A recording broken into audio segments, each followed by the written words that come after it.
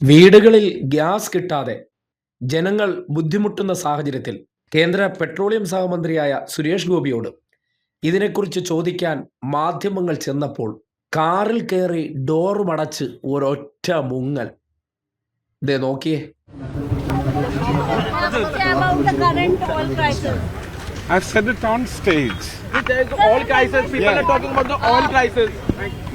About the election. Oil crisis, if you want to know, come to my ministry. It should be official, not on the streets. What Thank about you. the state election? But the state elections. About the current oil crisis. I've said it on stage. There's oil crisis. People are talking about the oil crisis. About the election. Oil crisis, if you want to know, come to my ministry. It should be official, not on the streets. What Thank about you. the state election? But the state elections. എന്തെങ്കിലും അറിയാവുണ്ടെങ്കിൽ എൻ്റെ ഓഫീസിലേക്ക് വരുമെന്ന്. ഏത് office? ഡൽഹിയിലെ ഓഫീസിലേക്ക്. അതെന്തിനാണ് അങ്ങനെ പറഞ്ഞത്? അവിടെ ഞാൻ പോകാറില്ലല്ലോ, അങ്ങോട്ട് ഞാൻ പോകാറില്ലല്ലോ. അവിടെ ചെന്ന് കുറേ നേരം വായി നോക്കി നിന്നിട്ട് വീട്ടിൽ പൊയ്ക്കോളൂ. അതാണ് പുള്ളിയുടെ മറുപടി. അതാണ് കോൺഫിഡൻഷ്യൽ. അതായത് പെട്രോളിയം മന്ത്രി ഓഫീസിൽ ഇല്ലാത്തതുകൊണ്ടാണല്ലോ വഴിവക്കിൽ കാത്തുനിന്ന് അദ്ദേഹത്തോട് ചോദ്യം ചോദിച്ചത്. കേരളത്തിലെ ഫ്ളാറ്റുകളിൽ താമസിക്കുന്നവർ, ഹോട്ടൽ ഉടമകൾ, ഒപ്പം തന്നെ വീടുകളിലെ ഗ്യാസുകൾ കടുത്ത പ്രതിസന്ധി നേരിടുകയാണ്. പലയിടങ്ങളിലും ബുക്കിംഗ് കിട്ടി 10 ദിവസമായിട്ടും ഗ്യാസ് എത്തിച്ചിട്ടില്ല. ഹോട്ടലുകൾ പലതും അടഞ്ഞു. ഫ്ളാറ്റുകൾ, ഹോസ്റ്റലുകളെല്ലാം കടുത്ത പ്രതിസന്ധി.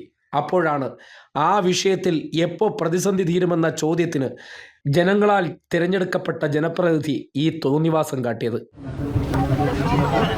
About the current oil crisis. I've said it on stage.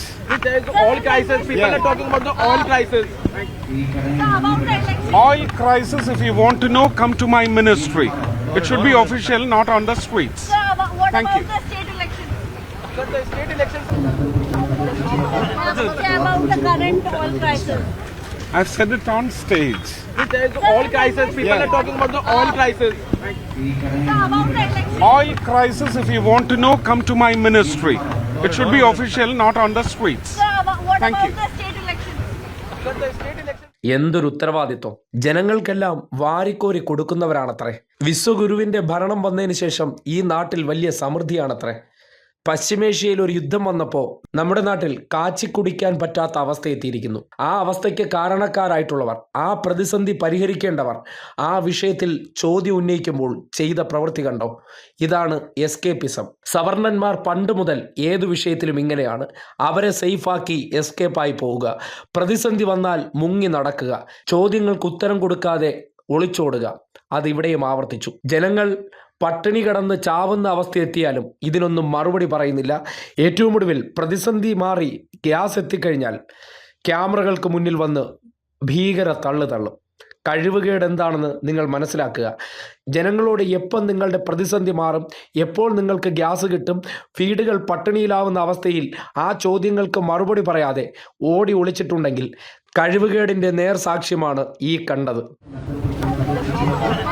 About the current oil crisis.